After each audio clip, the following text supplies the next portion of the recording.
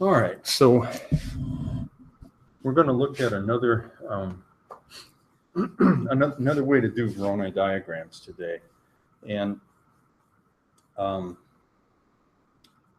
going to try to do a visual presentation of the idea here. So let me put up just 3 sites. I don't know if it'll even work with that, but I brought the math department's compass here to draw circles with, and I'm going to try to draw concentric circles at these sites, and there's no point in small ones. I'll start about like this. So bear with me. This is probably just going to be one of those cluster things. Maybe I'll just draw. I only need part of a circle, so maybe I'll just do that. I just need the intersection of, oh, geez. Probably the entertainment value alone is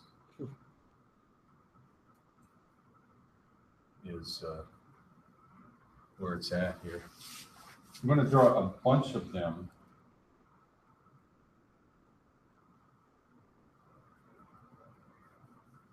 And I'm going to make them a little bit bigger each time. Probably can get by with just 3 arcs.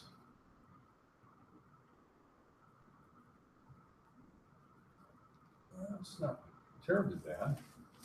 This one is the hard one for some reason. Maybe it's just because I'm not left-handed. I don't know if you can see anything going on there at all, but there really is. I'm going to add.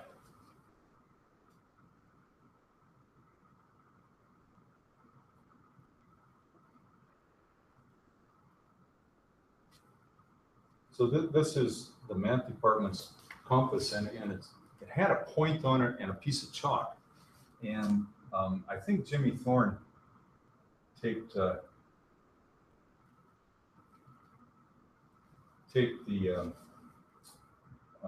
marker on it, and somebody else replaced the point with this rubber thing that's giving me so much trouble here. It makes it hard to keep it. Jeez, it makes it hard to keep it steady. Let's see. I'm gonna have to clean that up because that's.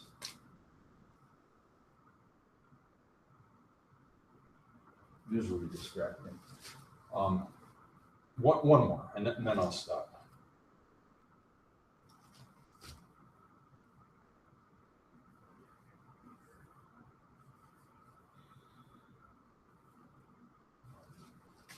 I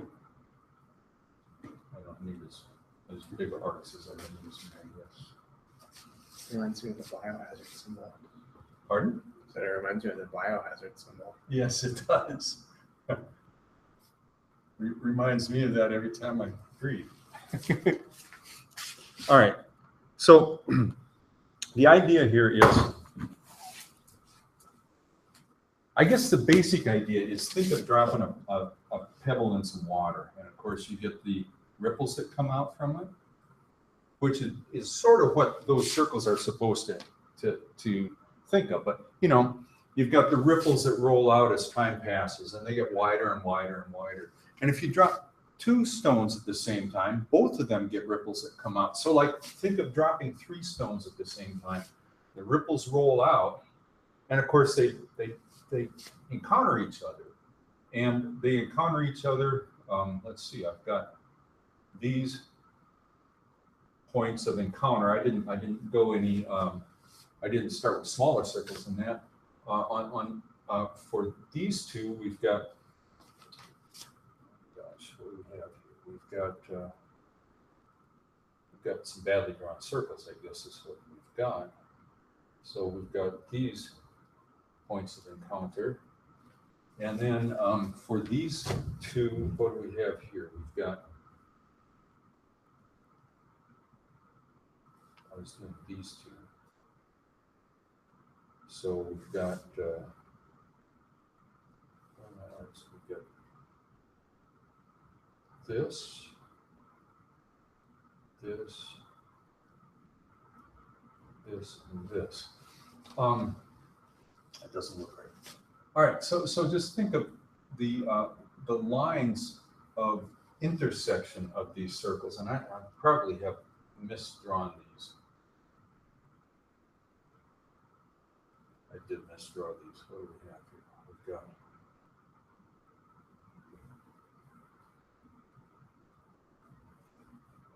all right, so we've got these. I don't know if you can get the idea of what's going on here, but in fact, and in fact, as in reality, the lines of intersection of each of these pairs of ripples yields the Voronoi edges. I mean, the points of intersection are points on the Voronoi edge. So where the circles intersect, these are points on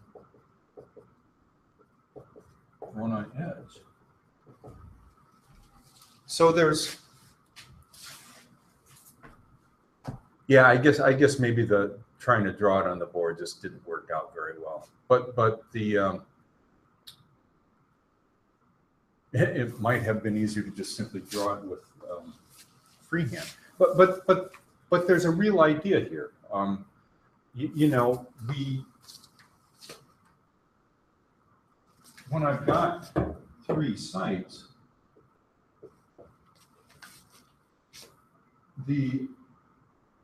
all the stuff in this cell, of course, is closer to this guy than either of the others. And so these Voronoi edges form the boundary of those regions. And everything on the Voronoi edge is equidistant from the sites that it separates.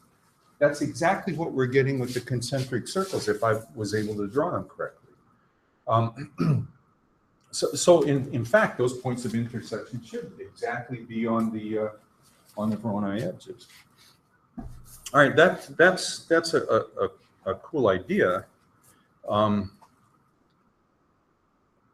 If you think about, So wait, let me get this straight first. Which intersection? Like, there's obviously there's more than one intersection up there. yeah, and I probably connected the wrong one. But like for these 2 sites, it would be the circles that I Wave drew one. off of this one. So it'd be all these guys, and off of this site it would be all of these ones. So what I want is the points of intersection between these circles and these circles. Right. But like you have 4 waves coming off of one point and 4 waves coming off the other one. And that so let's call it wave 4, the largest one off of the bottom point. Okay. Is intersecting we'll call it the left point is the one I'm worrying about. What do you call it? All of the ones going like this. So going to the right, moving to the right, I guess. Yep. That wave out there is intersecting all 4 of those, right? All of these, you mean? Yeah. It's Okay. So which intersection do we use? Well, we use the ones that are moving out. So, you know, if for these 2 points, I use these circles and these circles, and I use the sort of the outer side of them. So it's going to be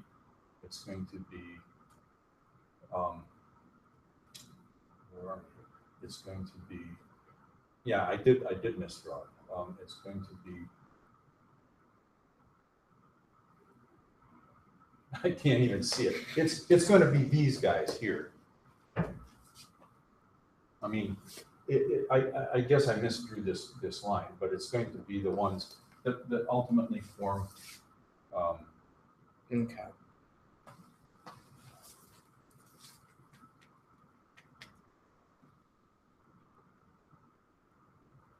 Sorry, I didn't mean to interrupt you. You can keep going. Well, no, now I don't necessarily believe what I just said.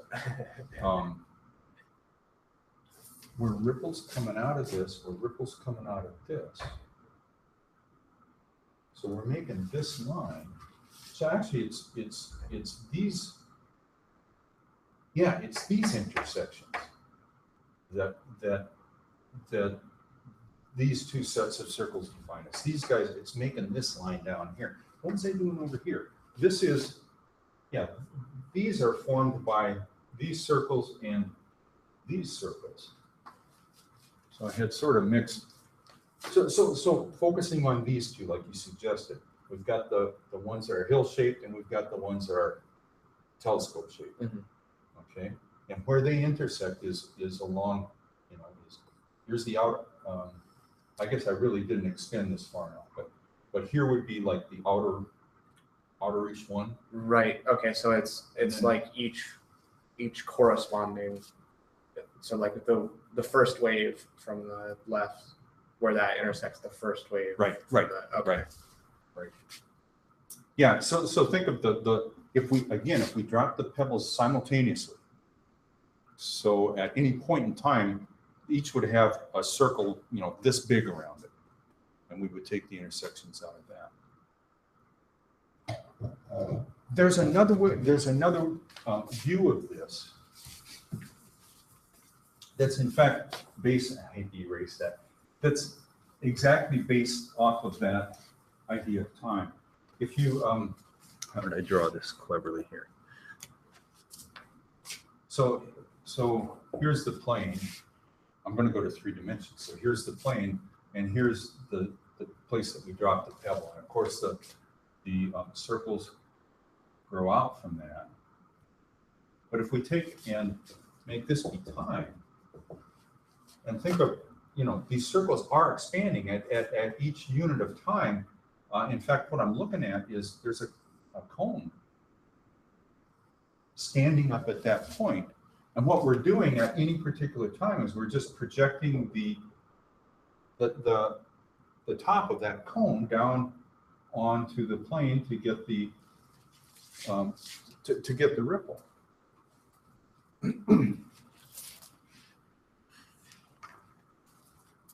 So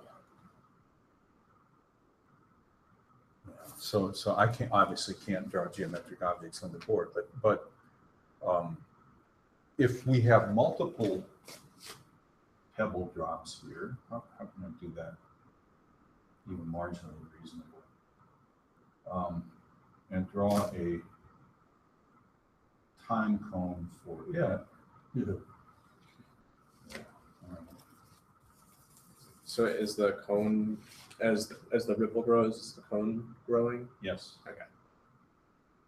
So, you know, at time, whatever this is, the projection of this part of the cone down will give us the circle. So if I have like multiple intersecting cones, I would have this guy's circle intersecting with this guy's circle projected down. But in fact, if we look at draw these things, do I have anything like that in here? Let me try one more attempt to draw it. I want something like this. So just maybe work back from what I want to get. And so when you do that, the two cones will intersect in some kind of region, and you project that region down onto the plane, and of course it projects as a straight line.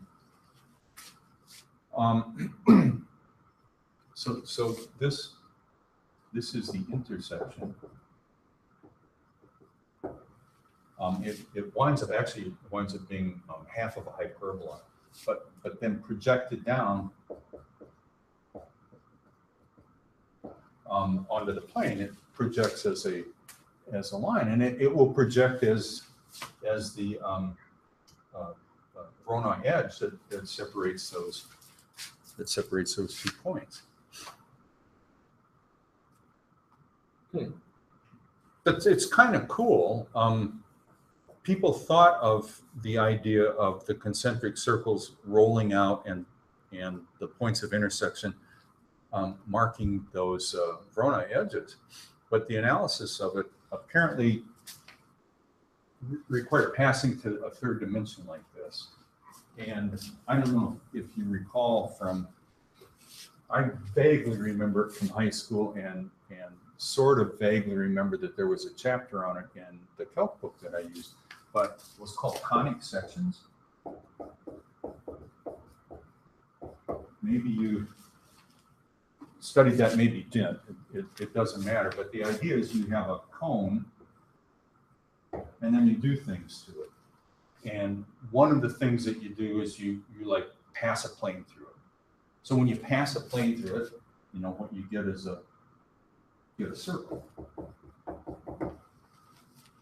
When you, or rather, when you pass a horizontal plane through it, a plane that's perpendicular to I guess would be the axis of the cone. If you pass a plane through it that's parallel with that axis, you get something like that. And this winds up being half of a hyperbola. A hyperbola is one of those guys that's like this. It's two sort of reflections of a curvy thing. The idea would be that this cone extends, downward. So passing that plane through would in a decent drawing would intersect the bottom at the same relative place as the top. What else can you get? I guess you can pass a plane through sort of at an angle like this, and when you do that, this intersection winds up being an ellipse.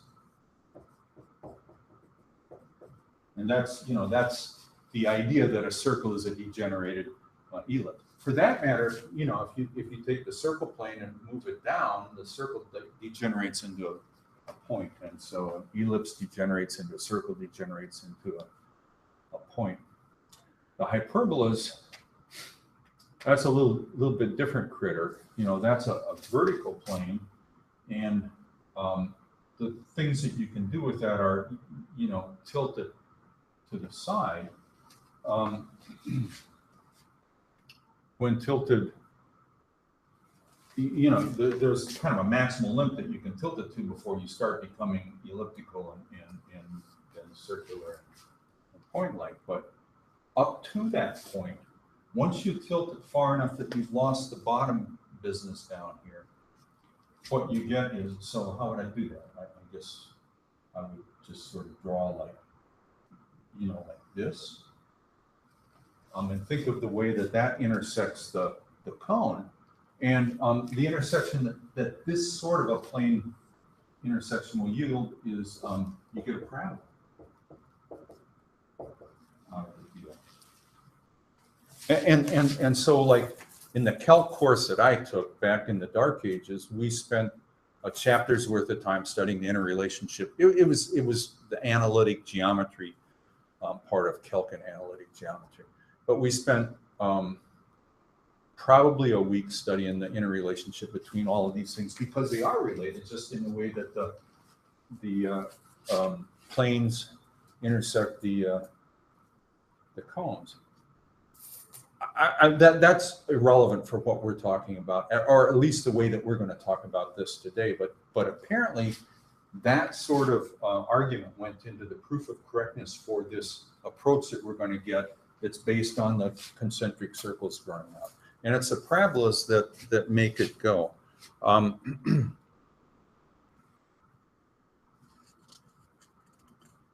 It was a guy named Steve Fortune that figured out how to apply these ideas to what seemed pretty straightforward when thinking about it in terms of the concentric circles rolling out from dropped pebbles, but took a little while to get.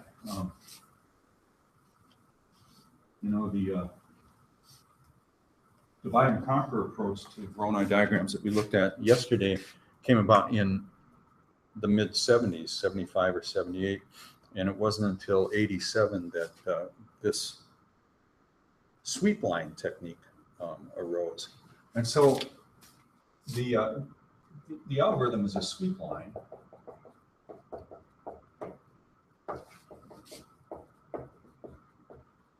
It's got a really cool visualization, and there are a ton of them on YouTube. We're going to do it in just in 2 dimensions. The third dimension is apparently involved in proving the correctness of it. And it's based off of parabolas.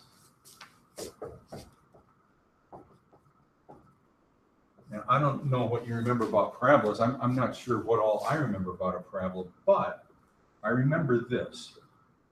And this is what matters for a parabola. You've got the equation, but you've also got the geometric interpretation, which derives from that conic section idea. And there are 2 things that define a parabola: the focus and a line associated with the focus called the directrix.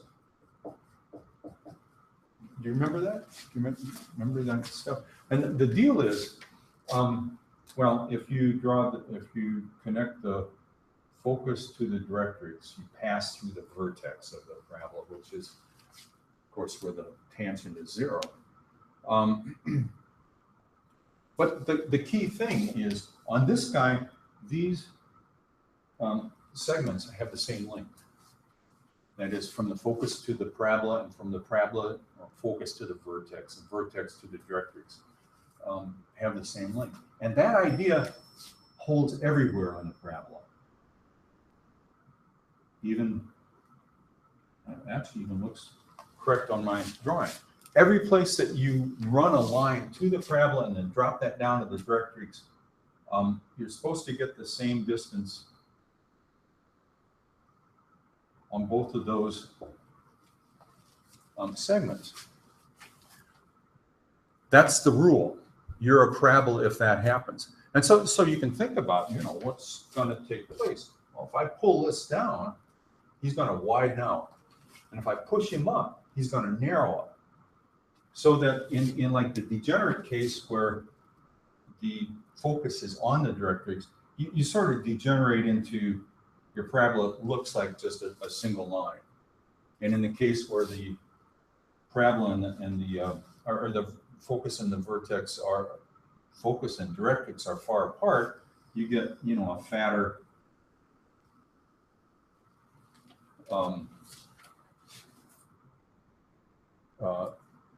parabolic shape. And so the idea here is, this is exactly the idea. We'll take and sweep a line. The line will act as a directrix for a parabola whose focus is at the sites. And of course, when that sweep line hits that point, I get the beginning of a parabola. I get that half line that extends northward. But it's really 2 half lines, right? It's the left and the right side. And as I pull this down, it widens out and also deepens. I mean, this is going to move down as the directrix moves down because we have that relationship. So we get the sweep line kind of pulling ever widening parabolas behind it until different things happen.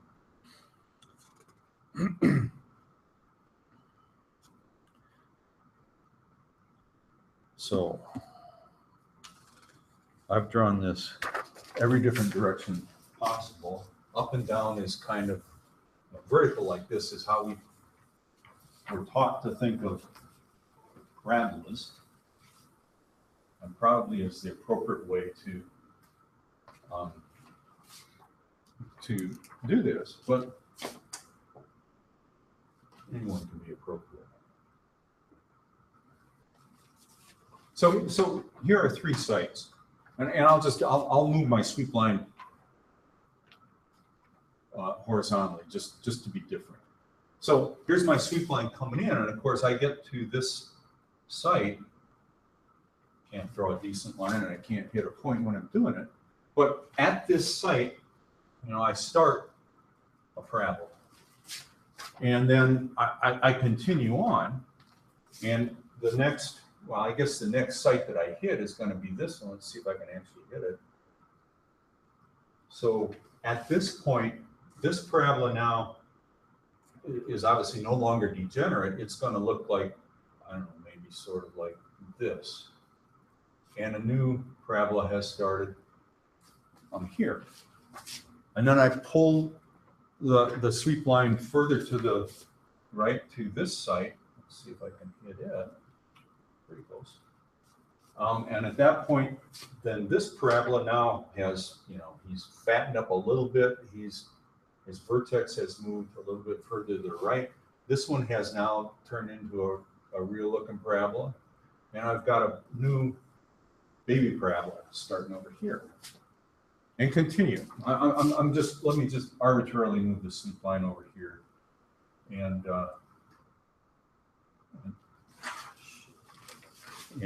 maybe get the blue chalk out, the blue marker out. Okay, sweep lines here. And we're at a situation where now this parabola, let's see, he's going to look sort of like that, maybe. This one is going to look sort of like that. And this one will have widened out and will look sort of like, okay, not very well drawn. Probably can't clean it up either. Let's see if I can just do it after that. So I don't have vertex. All right, well, not very nice, but the deal is, as I'm pulling this sweep line along, I'm dragging these parabolas out that are getting fatter and fatter, and I've got there's the front of all of the parabolas is this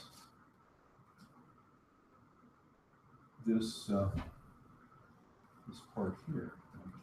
I can't emphasize it, I guess, very well. But it's special. It's the leading edge of all of this crap that's being pulled along by the sweep line. So this is called the wavefront, or it acts like a wavefront. It's the leading edge of all of the stuff that's behind it.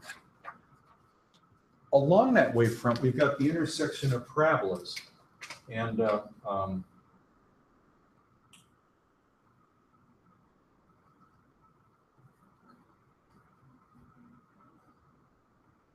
have a word I want to use here, and I can't find it.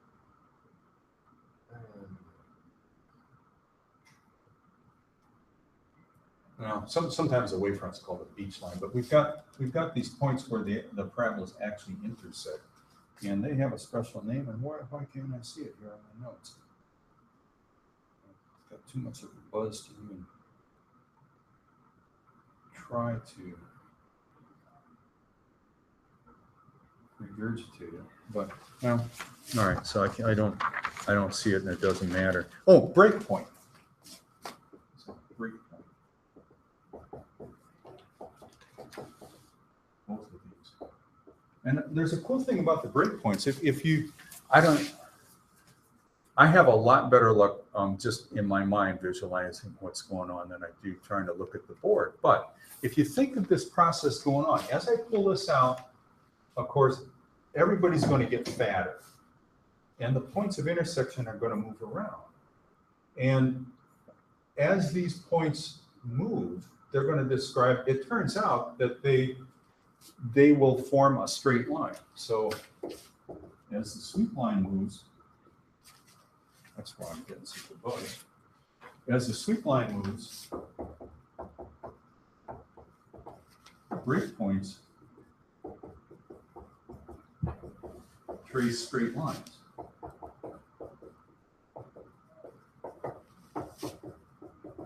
That's a fact. And that comes about because of the way that, well, because if you go to 3 dimensions, we're really just projecting junk down onto the bottom plane. But but the breakpoints trace straight lines. And the cool thing is, those breakpoint lines wind up being the Voronoi edges.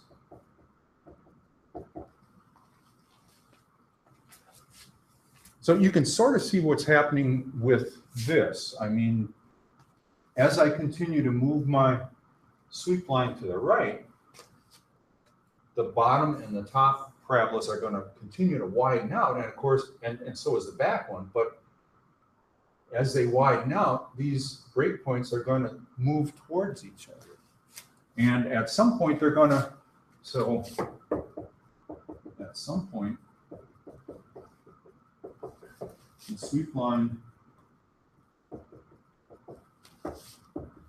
will have moved far enough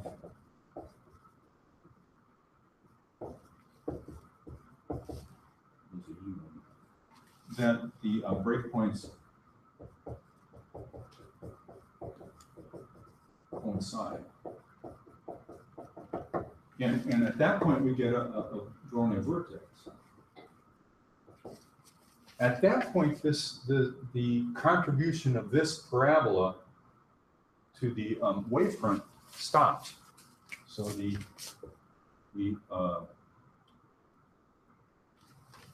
that was our very first parabola here. So the first parabola will no longer contribute to the wavefront.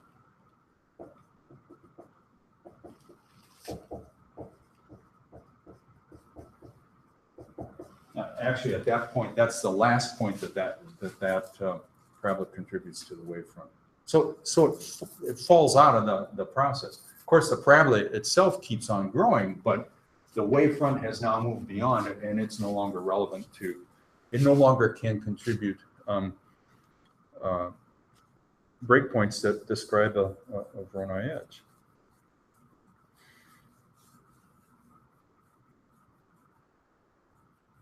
When this happens, there's a name for this. This is called a circle event.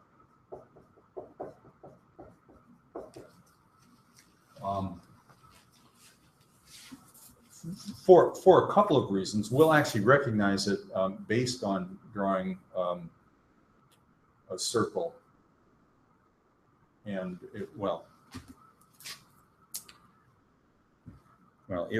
become an event in the processing. So I don't know. Does that sound like a something that might yield an approach to you, or is it just too nebulous to think about? What do you, an approach to finding Voronoi diagram? Oh, yeah, I guess. What do you call it? I think the hardest part would be figuring out where the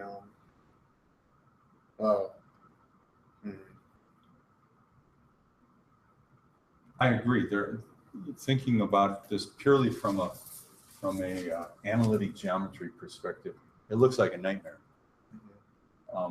because you have to calculate points of intersection and on and on and on, and try to think about how you maintain that wavefront. And it's easier than that, but those things definitely go into thinking about it. And so obviously Steve Fortune is a smart guy.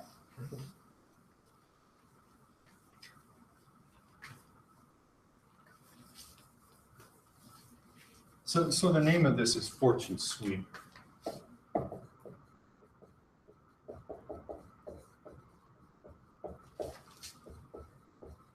And it was published in '87. Some stuff was done by Guibas and somebody else at about the same time that I don't know if it connected directly to it or if it was an improvement or if it just simply clarified part of it. But usually Fortune and Guibas and whoever the other guy are all listed sort of simultaneously as references for it. So we've got a sweep line that's moving horizontally or vertically, probably vertical would be, up and down would be the more likely case. But it moves across the plane. And it carries a status.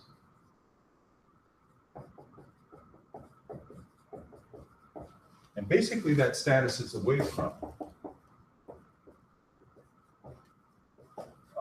It isn't the wavefront. We don't really actually care about that. It's the breakpoints that are describing the Voronoi edges. And so they're really what matters. And really what gives us that is the sites whose parabolas define it. So this is the sites whose parabolas define it. The events, there are two types of events. I guess the hint was that other thing was called a circle event that we just talked about. But one is the site events. This is essentially when the line encounters a site. And this is, when a parabola begins.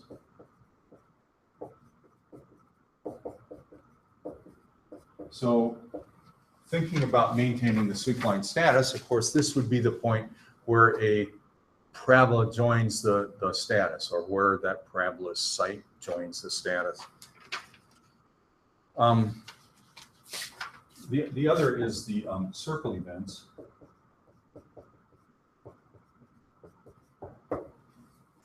And these are generated dynamically as the algorithm progresses. So, during the algorithm.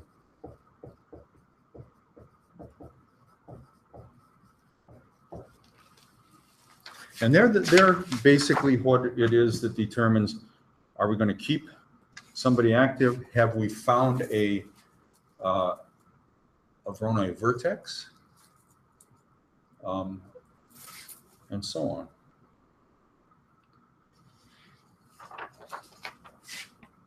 I don't know if I guess it works to just sort of stay at this end, since I'm writing and the writing goes kind of wide.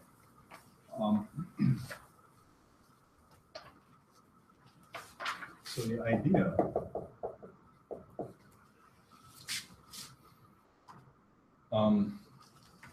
is to keep the status in some kind of searchable order. Anytime you say order, you're expecting to search in it. And for each, so whatever that order is, for each consecutive 3 sites in it, let's say P1, P2, and P3, you calculate the circumcircle. That's just the circle through the 3 sites, and that's actually easy to do. You take perpendicular bisectors, intersect them, and there's the center point of the circle, and then that distance from that to any of those sites gives you the radius, and so you're done. The idea here is that if the circle's extremity, so extreme, in whatever direction you're moving that sweep line, lies beyond the sweep line,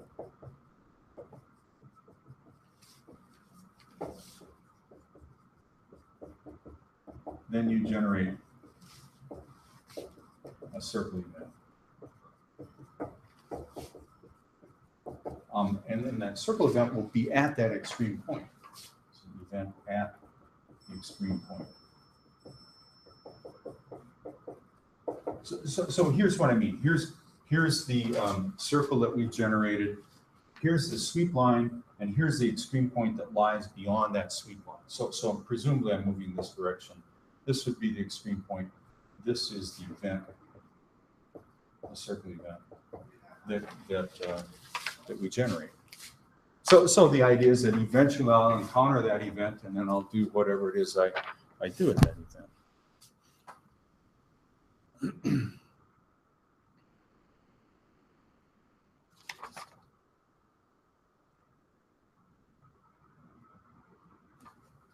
All right, so this circle event goes into the sweep line schedule. So unlike the intersecting segments situation, that schedule actually changes as time goes along. It can change as I add things into it. And I want to be able to process it in a, consecutive manner, from left to right or top to bottom or whatever. So the sweep line schedule needs to be updated. Need to maintain an order.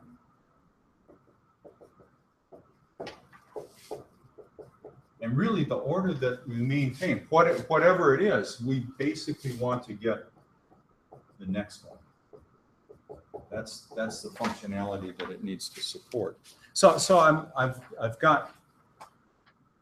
I initially loaded up with all the sites in whatever order, or loaded up with all the sites, with the idea being that the first get next I do will be the beginning one on whichever direction I'm moving my sweep line, and then the next time I get next, it will be the next one in that order, whether I've added stuff or not. So the idea here is we probably need something like a sorted list, or cheaper, a priority queue.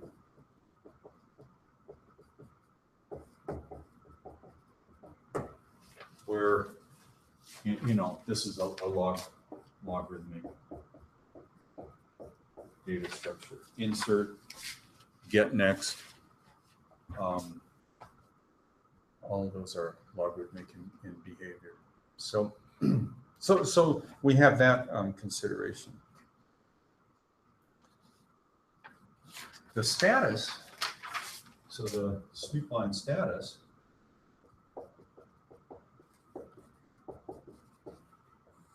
I already said we need that in order, because we need to process it in order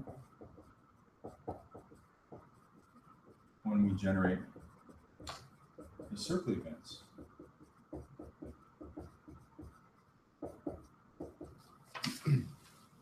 But we also have to be able to insert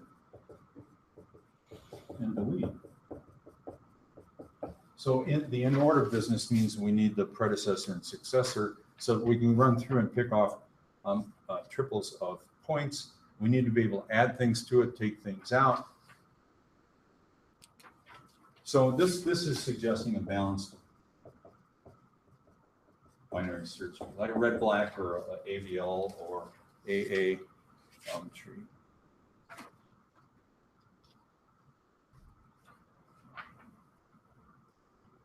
So we've got the sketch of the algorithm, sort of, visual sketch of it, I guess. We've got the supporting data structures. Look at the cost here.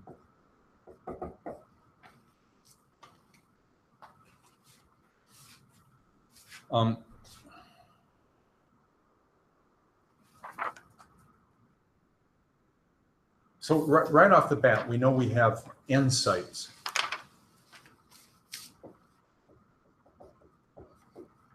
So, we know our loop is going to go at least n times as we move the sweep line along. But of course, that's going to get updated potentially every time I get circle events. It turns out that we never have more than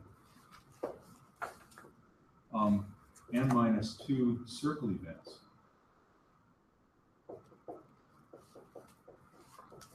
So you know, the total number of cycles of the loop that's moving the sweep line along. So we need, we go, it's linear in n cycles of the sweep line loop. All right, so we know that we're not going more than 2n-2 cycles of that. In each cycle, we do, you know, we have to process the event that we got. So we have to look up, remove, and insert from the status. So in, from, to, the status. And we also need to get the next and update the schedule. So each of these are looking like, you know, we're using logarithmic data structures for both of them. So I'm doing linear cycles. Each cycle costs me log n. The total cost is n log n. So it winds up being competitive with the divide and conquer approach that we looked at yesterday. It also winds up. It's one of those things that you stare at it long enough and understand the geometry that's going into it, and all of a sudden it actually makes more sense than the divide and conquer approach. But it does take a bit to sort of get to that point.